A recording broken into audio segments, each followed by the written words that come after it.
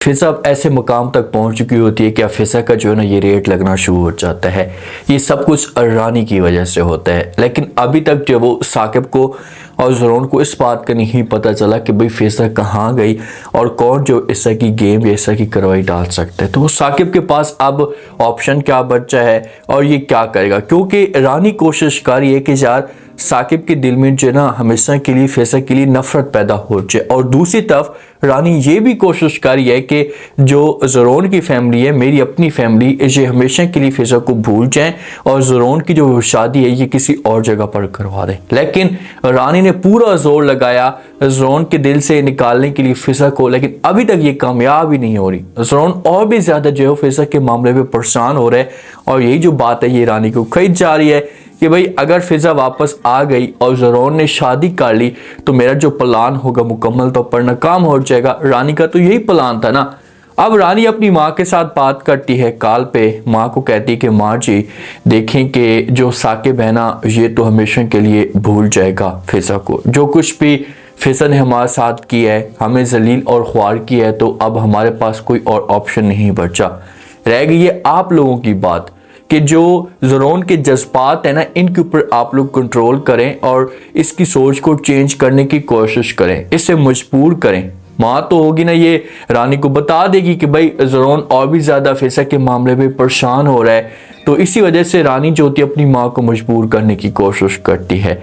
माँ को कहती है कि माँ जी आप लोग उसका माइंड चेंज करवाएं और ज़बरदस्ती उसकी शादी किसी और जगह पर करवा दें, ये फिजा को भूल जाए। जो कुछ फिजा ने हमारे साथ किया है ना, अब मेरे ख्याल में फिजा अगर इस घर के अंदर आ भी जाती है तो साकिब जो है इसे कभी भी इस घर के अंदर एक्सेप्ट ही नहीं करेगा। तो रानी होती है ये अपनी तरफ से बातें कर रही होती है। हाँ इसे यकीन है साकिब की तरफ से कि भाई साकिब इस का रिएक्शन दे सकते हैं, तो आगे से माँ जो भी जवाब देगी इसे कहेगी कि भाई देखें कि मैं अपनी तरफ से पूरी कोशिश कर चुकी हूँ, मैंने जो वो ज़रोन को समझाने की कोशिश भी की है, उसका माइंड भी चेंज किया, लेकिन वो बात नहीं मान। अब मेरे पास किसी किस्म का कोई और ऑप्शन नहीं बचा।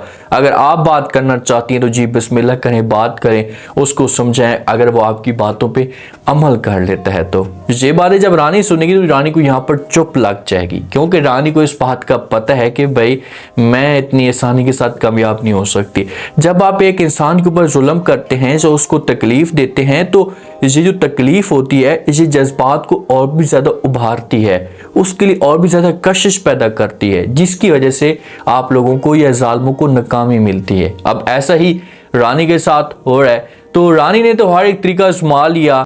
अब साकिब जब परेशान सा होता है, साकिब के चेहरे के ऊपर उदासी होती है, तो रानी इसे परेशान देखती है, उसके पास बैठ जाती है, बात करती है, इससे कहती क्या हुआ साकिब आप इतने ज़्यादा परेशान किस वजह से लग रहे हैं। तो आगे से साकिब जो होता है ये रानी को बताता है कि भाई मैं जो फिजा के मामले पर बहुत ज़्यादा परेशान हूँ, मुझे फिजा की जो टेंशन है ये खींच जा रही है, पता नहीं वो किस हाल में होगी और वो कहाँ पर चली गई है। तो यहाँ पर रानी जो होगी ये साकिब को बोलेगी कि देखें कि फिजा जो है ना अगर किसी ने अगवा किया होता फिजा को तो अभी तक पता चल चुका होता, ज़रोन जो ना उसे ढूंढ चुका होता। तो इससे फील ऐसा हो रहा है कि फिजा जो ना ये खुद घर छोड़कर गई है, तो आप जो हमेशा के लिए उसे अपने दिमाग से दिल से निकाल दें और अब इस घर में उसकी किसी किस्म की कोई भी जगह नहीं है। लेकिन साकिब का भी दिल जो ना ये इजाज़त नहीं दे रहा, साकिब अभी भी इस मामले को एक्सेप्ट नहीं कर रहा कि चार फिजा जो ऐसा का कदम उठा सकती। अब फिजा को पेश किया जाता है, कुछ गाहक लगते हैं फिजा को ख़रीदने के लिए, तो जब फिजा को दिखाया जाता है तो फिजा उनको बड़ी पसंद आती है और वो बात करना शुरू कर देते हैं कि भाई ये तो हीरा है, हीरा हमारे लिए। तो ये फिजा को हाथ भी लगाने की कोशिश करती है, तो फिजा जो होती है ये इसका हाथ खींच लेती है, क्योंकि इसे ख़रीदने वाले होते हैं, इसे जब ख़रीदते हैं ये आगे लेकर जाते हैं और भी महंगे दामों से वो बेचते हैं। अब फिजा के साथ भी वैसा का वैसा होने वाला है। जब फिजा ये सारा का सारा माहौल देखती है ना ये और भी ज़्यादा अपसेट हो जाती है, इसके पाँव तक ज़मीन निकल जाती है कि भाई अब क्या किया जाए, यहाँ से जो वो कैसे भागा जाए या कैसे जान छुड़वाई जाए। अगर इन्होंने मुझे आगे मसीद बेच दिया तो मैं किसी और जगह पर चली जाऊंगी और पता नहीं मेरे साथ क्या से क्या होगा। तो फिजा को खौफ इस बात का, लेकिन फिजा क्या कर सकती है बेचारी। अब इतने बंदे इसके आसपास खड़े होते हैं, इतनी सिक्योरिटी इसके ऊपर होती है, तो इसी वजह से जो फिजा ने यहाँ से भाग नहीं सकती। हाँ, फिजा के पास अगर पिस्टल आ जाती है, ये पिस्टल छीन लेती है और उसके बाद यहाँ से जब वो भागने का प्लान बनाती है तो फिर तो ये मकसद में कामयाब हो सकती है। ज़ोरोन ने हर तरह से जब वो कोशिश की, ये रिदा के पास भी आता है, रिदा से भी पूछने की कोशिश करता है कि भाई आपको क्या लगता है कि क्या फिजा ऐसा का कदम उठा सकती है। हर जगह पर छापे भी मरवाता है, लेकिन फिजा का ऐसे कहीं पर भी पता नहीं चलता। कहीं पर भी इस बात की जो वो आ तक नहीं आती कि भाई फिजा कहाँ गई, फिजा को ज़मीन खा गया या आसमान। तो ये बेचारा परेशान सा हो जाता है। तो जब उदास होता है तो माँ इसके पास आएगी, आकर बात करेगी, इससे बोलेगी कि भाई क्या हुआ बेटा, आप इतने परेशान या उदास किस वजह से लग रहे।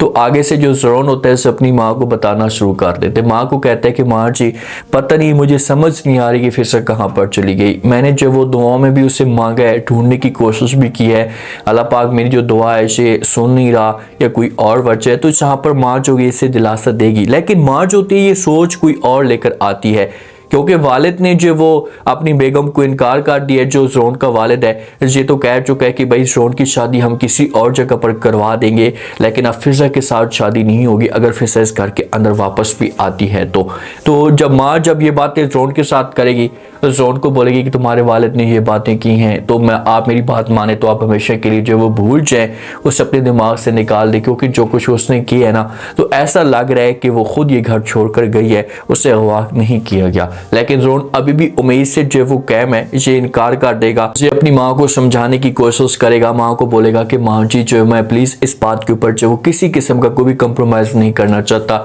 और न मैं किसी किस्म की कोई बात सुनना चाहता हूँ। मुझे पूरा यकीन है उसके ऊपर कि वो कभी भी ऐसा कदम नहीं उठा सकती।